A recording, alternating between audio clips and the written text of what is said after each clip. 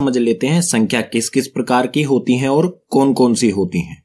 संख्याओं में सबसे पहले आता है प्राकृतिक संख्याएं। इंग्लिश अल्फाबेट का कैपिटल एन से इन्हें प्रदर्शित किया जाता है। और प्राकृतिक संख्याएं क्या होती हैं? यह संख्याएं 1 से अनंत तक होती हैं। अगर हम गिनती गिनना शुरू कर दें, 1 से लिखना शुरू कर दें, 1 2 3 4 5, इस तरह से जहां तक भी गिनती होती है वहां तक सभी संख्याएं प्राकृतिक संख्याएं होंगी। अगर 1 से शुरू करें अनंत तक तो सभी संख्याएं प्राकृतिक संख्याएं होंगी। दूसरा है पूर्ण संख्याएं। पूर्ण संख्याओं को इंग्लिश अल्फाबेट के W से प्रदर्शित किया जाता है। ये क्या होती हैं? यह संख्याएं 0 से अनंत तक होती हैं। पूर्ण संख्याएं 0 से शुरू होती हैं। अगर हम इन्हें लिखेंगे तो ये कुछ इस तरह से होगी, 0 1 2 3 4, इसी तरह से ये भी अनंत तक होती है। आप यहां पर देखो, अगर प्राकृतिक संख्याओं में आगे हम 0 लगा दे तो ये क्या बन जाएंगी? पूर्ण संख्याएं बन जाएंगी। पूर्ण संख्याएं जो 0 से अनंत तक होती हैं। आगे है पूर्णांक। पूर्णांक को इंग्लिश अल्फाबेट के Z से प्रदर्शित किया जाता है। और पूर्णांक क्या होते हैं? सभी पूर्ण संख्याएं तथा ऋणात्मक संख्याएं 0 के साथ मिलकर पूर्णांक बनाती हैं।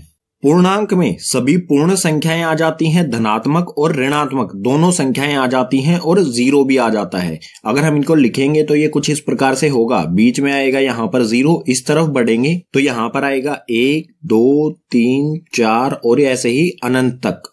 और बाईं ओर यानी कि लेफ्ट साइड में अगर हम आएंगे तो ये आएगा -1, उसके बाद -2, उसके बाद -3, इसी तरफ भी अनंत में दोनों तरफ अनंत होगा। 0 के इस साइड भी अनंत तक और 0 के इस साइड भी अनंत तक होगा। ये ऋणात्मक होंगी और इस तरफ धनात्मक होंगी।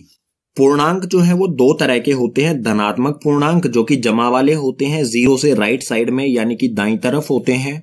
और ऋणात्मक पूर्णांक जो कि 0 से बाईं तरफ यानी कि लेफ्ट साइड में होते हैं। घटा वालों को कहा जाता है ऋणात्मक और जमा वाले जो पूर्णांक है उन्हें कहा जाता है धनात्मक पूर्णांक। संख्याओं के प्रकार में आगे है अभाज्य संख्याएं। अभाज्य संख्याएं क्या होती हैं? 1 से बड़ी वे प्राकृतिक संख्याएं जो 1 या स्वयं के अलावा किसी और से विभाजित न हो। ऐसी प्राकृतिक संख्याएं जो 1 से तो बड़ी हों और 1 और खुद से ही विभाजित हो, यानी कि 1 के पहाड़े में और खुद के पहाड़े में ही आए, ऐसी संख्याओं को कहा जाता है अभाज्य संख्या। उदाहरण दे देता हूं, जैसे 2 क्या होता है? 1 के पहाड़े में आता है या फिर 2 सिर्फ 2 के खुद के पहाड़े में ही आता है। इसी तरह से हो जाएगा 3 भी क्या है? 1 के पहाड़े में आएगा या फिर खुद 3 के पहाड़े में आएगा। 3 के बाद जो हमारी अभाज्य संख्या आती है वो होती है 5, उसके बाद 7, उसके बाद 11। आप इन सभी संख्याओं को देखें, ये 1 के पहाड़े में आएंगी या फिर ये खुद के पहाड़े में आएंगी। 5 जो है वो या तो 1 के पहाड़े में आएगा या खुद के पहाड़े में आएगा। तो ऐसी संख्याएं जो 1 के या खुद के पहाड़े में ही आती हैं उन संख्याओं को कहते हैं अभाज्य संख्याएं। संख्याओं के प्रकार में अगला है भाज्य संख्याएं। भाज्य संख्याएं क्या होती हैं?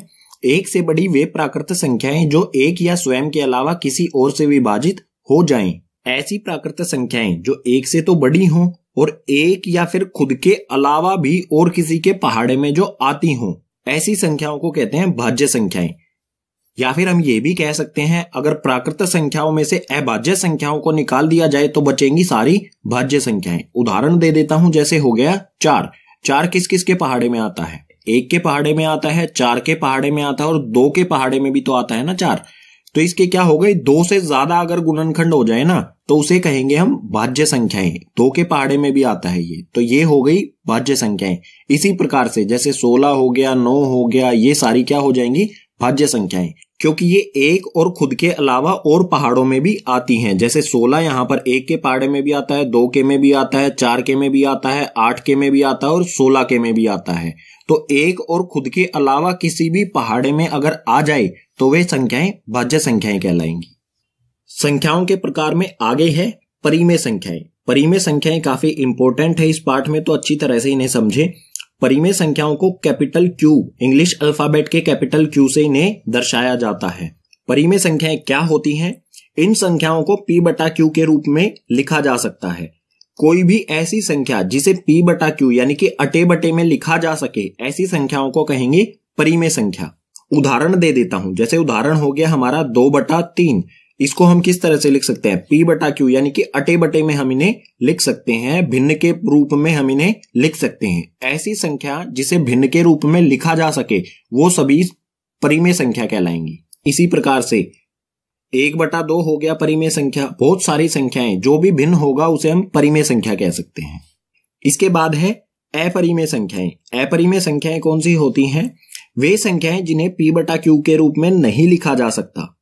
ऐसी संख्याएं जिन्हें भिन्न के रूप में या फिर p/q के रूप में नहीं लिखा जा सकता है, उन्हें कहेंगे हम अपरिमेय संख्याएं। अपरिमेय संख्याओं का सबसे अच्छा उदाहरण है पाई।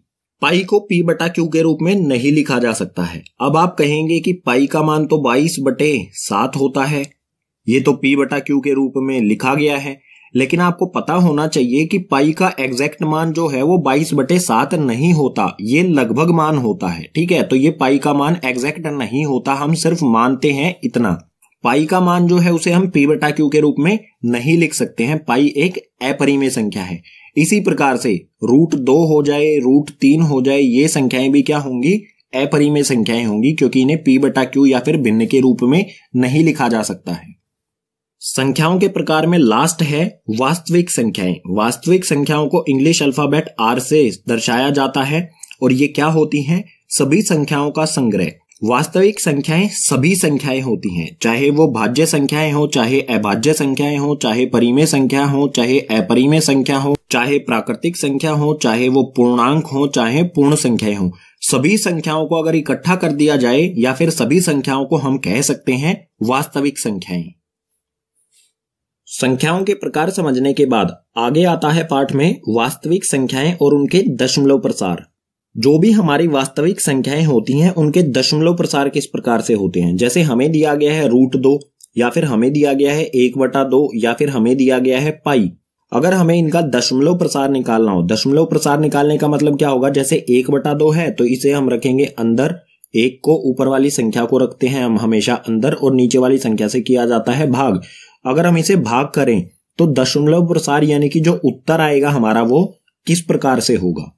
तो दशमलव प्रसार 3 तरह का होता है। पहले की बात कर लेते हैं। सबसे पहले पहला होता है दशमलव प्रसार शांत। शांत में क्या होता है? इस स्थिति में शेष 0 हो जाता है। शांत जब होगा जब शेष हमारा कहीं पर भी 0 हो जाए, शेषफल जो बचेगा भाग करने पर वो क्या हो जाए? 0 यानी कि 0 हो जाए। इसका उदाहरण ले लेते हैं। इसका उदाहरण हो जाएगा 1/2। इस स्थिति को अगर हम हल करेंगे तो भाग करना पड़ेगा। 2 जो है बड़ा है 1 से, तो 1 के पीछे हम यहां पर लगाएंगे 0, और 0 लगाने के बदले हम यहां पर क्या करेंगे? 0 लगा के पॉइंट लगा देंगे। भाग करना तो आता है ना, बिल्कुल आसान होता है।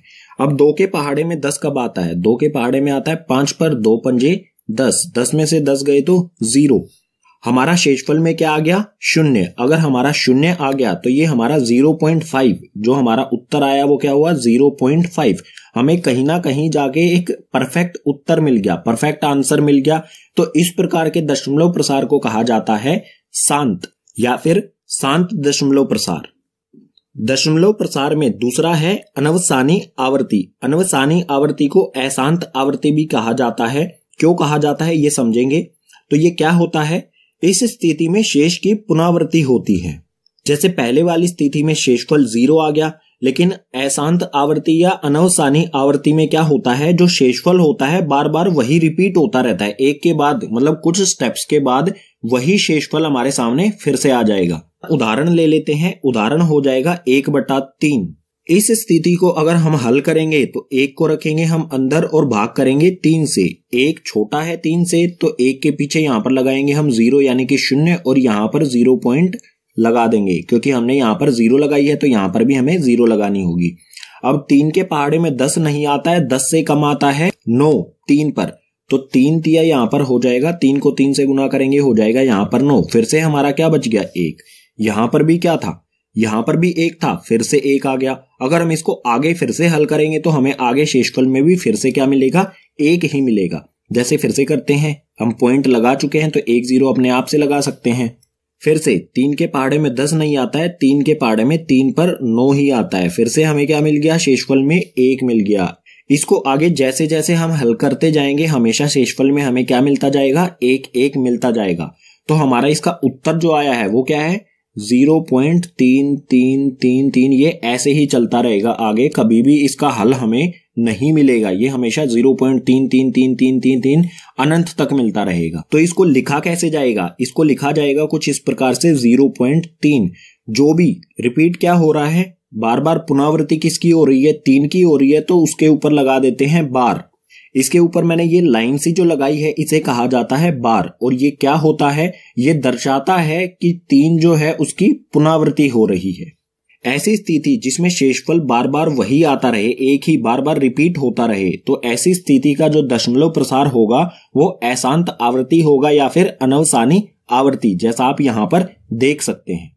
दशमलव प्रसार का तीसरा प्रकार है अनवसानी अनावृत्ति। इसको अशांत अनावृत्ति भी कहा जाता है। ये क्या होता है, इस स्थिति में शेष की पुनरावृत्ति नहीं होती, ना तो शेष जो है वो बार बार वही रिपीट होके आएगा और ना ही कभी शून्य आएगा। ऐसी स्थिति में जो हमारा दशमलव प्रसार आएगा उस दशमलव प्रसार को कहा जाएगा अशांत अनावृत्ति या फिर अनवसानी अनावृत्ति। इसका उदाहरण ले लेते हैं। उदाहरण हो जाएगा √2 या फिर पाई। √2 को अगर हम बाहर निकालेंगे रूट से तो ये कुछ इस प्रकार से आएगा 0.4142। कुछ भी इसमें जो है रिपीट नहीं होगा, हमेशा कुछ ना कुछ नया मिलेगा। जो शेषफल है वो कभी भी एक जैसा नहीं आएगा। ये इस प्रकार से चलता जाएगा, इसमें कभी भी ऐसी स्थिति नहीं आएगी जैसी इसमें आई है कि 3 जो है वो बार बार रिपीट होगा, जिसके ऊपर हम बार लगा सकते हैं। तो इस प्रकार के दशमलव प्रसार को कहेंगे हम अशांत अनावृत्ति। दशमलव प्रसार के बाद समझ लेते हैं घातांक नियम। घात क्या होती है, जैसे ये 2 है, 2 के ऊपर यहां पर हमने 3 लिखा है। ये जो 3 है ये इसकी पावर होती है। इस 3 को ही कहा जाता है घात। जो भी लगी होती है, यहां पर 3 जरूरी नहीं है, 4, 5 कुछ भी हो सकता था। तो इस घात का अर्थ होता है 2 आपस में ही 3 बार गुना है। जितनी भी यहां पर घात यानी कि पावर, इसे पावर भी कहते हैं, तो जितनी भी यहां पर पावर या घात होगी इसका मतलब हो जाएगा 2 गुना में 2 गुना में 2। 2 आपस में ही 3 बार गुना होगा। ये 8वीं क्लास में भी पढ़ा होगा आपने। तो इस तरह की जो घात लगी होती है उसके कुछ नियम होते हैं। इसमें सबसे पहला नियम है a की पावर m बिंदु a की पावर n। कुछ इस तरह की हमें स्थिति दी गई हो। बिंदु का अर्थ होता है गुना। उदाहरण ले लेते हैं इसका, जैसे यहां पर हो गया 2 की पावर 2 बिंदु 2 की पावर 3। ये किस प्रकार से हो गया, यहां पर a दोनों चीजें a हैं, तो यहां पर भी हमने 2 ले लिया। यहां पर m है, यहां पर n है। m का मान हो गया 2 और n का मान हो गया 3। तो इस प्रकार की स्थिति में क्या होता है, जब a की पावर m गुना में a की पावर n हो, अगर गुना में होगा a आपस में, तो पावर जो होती है, घात जो होती है वो जुड़ जाती हैं। तो यहां पर क्या होगा, 2 की पावर क्या हो जाएगी, 2 की पावर 2 जमा में 3। यहां पर ये दोनों जो पावर हैं या फिर घात हैं ये आपस में जुड़ जाएंगी और हमारा उत्तर आ जाएगा 2 की पावर 5। और 2 की पावर 5 का अर्थ क्या होता है, इसका अर्थ होता है 2 गुना में 2 गुना में 2 गुना में 2 गुना में 2। आपस में ही 2 5 बार गुना हो जाएगा और इसका जो उत्तर आएगा वो हो जाएगा हमारा 2 दूनी 4, 4 दूनी 8, 8 दूनी 16, 16 दूनी 32। उत्तर आ जाएगा हमारा 32। कभी भी इस प्रकार की स्थिति हो जहां पर गुना हो रहे हो तो वहां पर क्या होगा, पावर यानी कि घात आपस में जुड़ जाएगी। अब है दूसरा नियम। दूसरे नियम में हमें यहां पर दिया है ब्रैकेट के अंदर a की घात m यानी कि a की पावर n और उसके बाद ब्रैकेट की पावर दे रखी है n। तो इस स्थिति में क्या होगा, m और n आपस में गुना हो जाएंगे। यहां पर mn दिख रहा है तो ये a की पावर mn यानी कि mn आपस में गुना हो गए। तो इसका भी एक उदाहरण ले लेते हैं। यहां पर है 2 की पावर 3 ब्रैकेट और ब्रैकेट की पावर है 2 की पावर 2। तो ये हो गया आपस में। इसका उत्तर क्या आएगा, यहां पर जो भी ब्रैकेट के बाहर और अंदर वाली घात है यानी पावर है ये आपस में हो जाएगी गुना। तो ये हो जाएगा 2 की पावर 3 को 2 से गुना करेंगे, 3 दूनी 6, तो 2 की पावर हो जाएगी 6 और 2 की पावर 6 का मतलब क्या होगा, 2 गुना में 2 गुना में 2 गुना में 2 गुना में 2 गुना में 2। 6 बार आपस में 2 गुना हो जाएगा और इसका उत्तर आएगा 2 को 6 बार आपस में ही गुना करेंगे तो आ जाएगा 64। तीसरी स्थिति में a की पावर m बटे में a की पावर n है, यानी कि ये क्या है, भाग में है। अगर भाग में होते हैं तो जो घात है वो घटती है, एक घात में से दूसरी घात घट जाएगी। उदाहरण ले लेते हैं, जैसे हमें दिया है 2 की पावर यहां पर 4 बटे में 2 की पावर यहां पर 2। तो ये क्या हो जाएगा, 2 की घात 2 यहां पर आ जाएगा कॉमन और जो घात है ऊपर वाली घात यानी कि m में से नीचे वाली घात माइनस हो जाएगी, घट जाएगी। तो यहां पर ऊपर वाली घात है 4, नीचे वाली है 2, तो यहां पर 4 में से 2 को घटा देंगे तो उत्तर आएगा हमारा 2 की घात 2। 4 में से 2 घटाने पर ये घात आ जाएगी 2। 2 की घात 2 होती है 2 गुना में 2 यानी कि उत्तर आ गया हमारा 4। घातांक का चौथा नियम हमें यहाँ पर दिया गया है। यहाँ पर आप ध्यान से देखें, a की पावर m यानी कि a की घात m और b की घात m, यहाँ पर घात बिल्कुल बराबर है, दोनों जगह m है, लेकिन यहाँ पर a और b जो हमारी संख्याएं हैं ये अलग अलग हैं।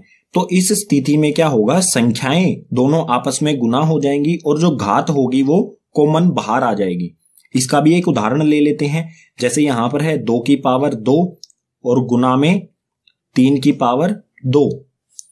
यहां पर आप देख सकते हैं दोनों घात जो हैं वो 2 यानी कि बराबर हैं, लेकिन संख्याएं 2 और 3 संख्याएं अलग अलग हैं। तो इस स्थिति में 2 और 3 यानी कि संख्याएं जो है वो आपस में गुना हो जाएंगी। तो 2 को 3 से गुना करेंगे, ये हो जाएगा 6, और घात जो होगी वो वैसी की वैसी रहेगी, उसमें कोई बदलाव नहीं आएगा। 2 घात है यहाँ पर, तो ये 2 ही रहेगी। 6 की घात 2 का मतलब होगा 6 गुना में 6, और इसका उत्तर आ जाएगा 6 को 6 से गुना करेंगे तो 1। इसमें हमें दिया है क्या शून्य एक परिमेय संख्या है?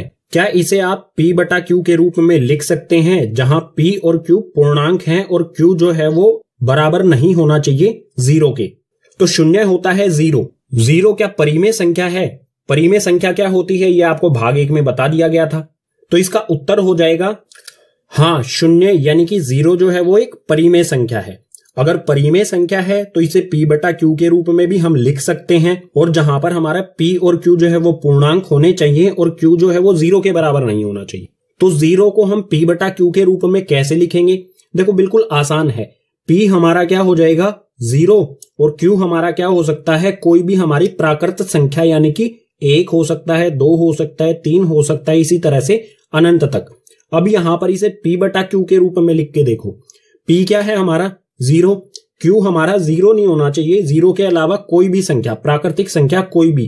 तो 0 बटा 1, 0 बटा 1 क्या होता है 0, यानी कि हमारा उत्तर क्या आ रहा 0 ही आ रहा है। तो 0 बटा 1 लिख सकते हैं। इसी तरह से हम 0 बटा 2 लिख सकते हैं, ये भी क्या हो जाएगा 0 ही होगा। 0 को अगर हम 2 से भाग करेंगे तो 0 ही होता है। इस प्रकार से ये क्या हो गया, p बटा q के रूप में हमने लिख दिया। अगर p बटा q के रूप में लिख दिया तो बिल्कुल श्योर हो जाइए कि जो शून्य यानी कि 0 है वो परिमेय संख्या है। ये हो गया हमारे पहले क्वेश्चन का हल। अब चलते हैं दूसरे पर। अब है प्रश्न संख्या 2 यानी कि क्वेश्चन नंबर 2। इसमें हमें दिया है 3 और 4 के बीच में 6 परिमेय संख्याएं ज्ञात कीजिए। हमें 6 परिमेय संख्याएं ज्ञात करनी है, निकालनी है 3 और 4 के बीच में। तो इसका हल शुरू होता है यहां से। कुल कितनी संख्याएं निकालनी है 6, तो हम यहां पर लिखेंगे 6। जितनी भी संख्याएं हमें निकालनी हो हमेशा क्या करेंगे, उसमें एक जोड़ेंगे। तो यहां पर लिखा है 6, तो मैं इसमें एक जोड़ देता हूं। एक जोड़ने पर ये हो गया 7। अगर हमें 6 की बजाय 8 या 10 संख्याएं निकालनी होती तो उनमें भी क्या करते, 8 जमा 1 कर देते और 10 जमा 1 कर देते। यहां पर हमें 6 ज्ञात करनी है तो 6 जमा 1 कर दिया, तो आ गया हमारा 7। अब इस 7 का हमें क्या करना है, ये 3 लिखेंगे सबसे पहले। ये 7 जो है इसको गुना कर देंगे इस 3 में, ऊपर भी और नीचे भी। 7 बटे में 7 से 3 को गुना कर देंगे। बिल्कुल इसी तरह से जो 4 है इसको भी हम 7 बटे 7 से गुना कर देंगे। तो यहां पर 3 सते 3 से 7 को गुना करने पर आ जाएगा 21, और बटे में आ जाएगा यहां पर 7 ऐसा का ऐसा। ठीक है, इनको हमने यहां पर गुना किया और ये 7 ऐसा का ऐसा आ गया। इसी तरह से 4 को 7 से गुना करेंगे तो ये हो जाएगा 28, और बटे में 7 ऐसा का ऐसा। तो यहां पर आप देखो ये आ गया 21 बटा 7 और ये आ गया 28 बटा 7। नीचे संख्याएं क्या है, यहां पर भी 7 है और यहां पर भी 7 है। अब क्या करेंगे, हम इनके बीच की संख्याएं लिखेंगे। 21 के बाद क्या आता है, 21 के बाद आता है 22 बटे 7, उसके बाद आता है 23 बटे 7, उसके बाद आता है 24 बटे 7, उसके बाद आता है 25 बटे 7, आगे इसी तरह से 26 बटे 7 और आखिरी में 27 बटे 7। ये संख्याएं कहां से कहां तक लिखी, 21 के बाद और 28 से पहले। तो ये जो हमारी 6 संख्याएं आई हैं यही संख्याएं होंगी 3 और 4 के बीच में 6 परिमेय संख्याएं। ये हो जाएगा हमारा इस क्वेश्चन का आंसर। अब है प्रश्न संख्या 3 यानी कि क्वेश्चन नंबर 3। इसमें हमें दिया है 3 बटा 5 और 4 बटा 5 के बीच 5 परिमेय संख्याएं ज्ञात कीजिए। जो ये 3 बटा 5 है और 4 बटा 5 है, इसके बीच में हमें 5 परिमेय संख्याएं निकालनी है। बिल्कुल क्वेश्चन नंबर 2 की तरह ही है। बिल्कुल क्वेश्चन नंबर 2 वाली विधि ही आपको लगानी है। कुल संख्याएं हमें निकालनी है 5, तो यहां से हल शुरू होता है। अगर हमें 5 निकालनी है तो 5 में हम क्या करेंगे, 1 जोड़ देंगे। 5 में 1 जोड़ने पर हो गया 6। अब जो ये 6 आया है इसको 3/5 और 4/5 दोनों में ऊपर और नीचे गुना कर देंगे। तो यहां पर लिखता हूं मैं ये 3/5, इसमें गुना कर देता हूं ऊपर और नीचे 6 से, यानी कि 6/6 से। बिल्कुल इसी तरह से यहां पर मैं लिखूंगा 4/5 और गुना में ऊपर और नीचे यहां पर 6 और 6 से। तो यहां पर गुना करने पर आएगा 3 को 6 से गुना करेंगे तो ये आ जाएगा 18 और 5 को नीचे 6 से गुना करेंगे तो 5 6 हो जाएगा 30। बिल्कुल इसी तरह से 4 को 6 से गुना करेंगे तो ये हो जाएगा 24 और नीचे 5 को 6 से गुना करेंगे तो ये आ जाएगा 30। अब हमारे पास जो संख्याएं आ गई हैं वो हैं 18/30 और 24/30। अब इनके बीच की संख्याएं लिखेंगे। यहां पर है 18/30, इसके बाद आएगा 19/30, तो वो संख्याएं हम यहां पर लिखना शुरू करेंगे। 18 के बाद आएगा 19/30, उसके बाद आ जाएगा 20/30, उसके बाद आ जाएगा 21/30, इसके बाद आ जाएगा 22/30 और लास्ट में आ जाएगा 23/30। तो जो ये हमारी संख्या आई है ये क्या हो गई? 5 परिमेय संख्या। आप गिन सकते हैं 1 2 3 4 5। ये हो गया हमारा इस क्वेश्चन का उत्तर। अब है प्रश्न संख्या 4 यानी कि क्वेश्चन नंबर 4। इसमें दिया है नीचे दिए गए कथन सत्य हैं या असत्य, कारण के साथ अपने उत्तर दीजिए।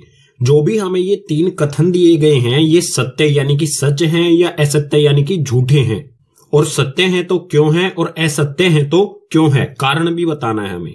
तो इसमें पहला है प्रत्येक प्राकृत संख्या एक पूर्ण संख्या होती है।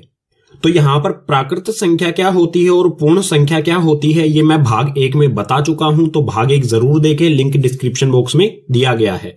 प्राकृत संख्या जैसा कि मैंने बताया था 1 2 3 4 इस तरह से अनंत तक होती हैं। इसी तरह से पूर्ण संख्याएं क्या होती हैं? 0 से शुरू होती हैं और अनंत तक 0 1 2 3 और अनंत तक चलती हैं ये। तो यहां पर आप देख सकते हैं 1 2 3 जो है वो इन पूर्ण संख्याओं में भी आ रहा है। तो यहां पर हम कह सकते हैं प्रत्येक प्राकृत संख्या एक पूर्ण संख्या होती है। तो ये कथन जो है ये बिल्कुल क्या होगा? सत्य होगा। सत्य क्यों होगा? क्योंकि सभी प्राकृतिक संख्याएं जो हैं वो पूर्ण संख्याओं के अंदर भी आ रही हैं। यहां पर आप देख सकते हैं 1 2 3 यहां पर आ रहा है अनंत तक। अब है दूसरा, दूसरे में दिया है प्रत्येक पूर्णांक एक पूर्ण संख्या होती है। तो ये होगा असत्य।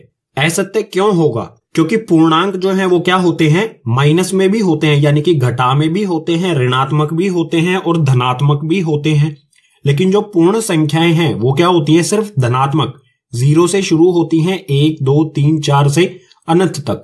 ये कभी भी ऋणात्मक नहीं होती। लेकिन पूर्णांक क्या होते हैं? ऋणात्मक भी होते हैं। तो सभी पूर्णांक जो हैं वो पूर्ण संख्याएं नहीं हो सकती, इसलिए ये असत्य हो जाएगा। तीसरा है प्रत्येक परिमेय संख्या एक पूर्ण संख्या होती है। तो ये भी होगा असत्य। असत्य क्यों होगा? क्योंकि परिमेय संख्याएं जो होती हैं उसे हम p/q के रूप में लिख सकते हैं। जैसे ये हो गया 3/5, ये एक परिमेय संख्या है। लेकिन क्या ये पूर्ण संख्या है? पूर्ण संख्या क्या होती है? गिनती हमारी 0 से शुरू हो जाए अनंत तक। तो सभी परिमेय संख्याएं जो हैं वो पूर्ण संख्याएं नहीं हो सकती। इसको हम परिमेय संख्या तो कह सकते हैं, लेकिन क्या ये पूर्ण संख्या है? बिल्कुल नहीं, इसलिए ये हो गया असत्य। चौथे प्रश्न के साथ ही हमारा भाग 2 यानी कि एक्सरसाइज 1.1 हो जाती है कंप्लीट। उम्मीद करूंगा आपको सभी क्वेश्चन समझ में आए होंगे। अगर आपको सभी क्वेश्चन समझ आए हैं तो इस वीडियो को ज्यादा से ज्यादा अपने क्लासमेट्स के साथ शेयर कीजिए। कोई भी डाउट रहता है तो उसे कमेंट बॉक्स सेक्शन में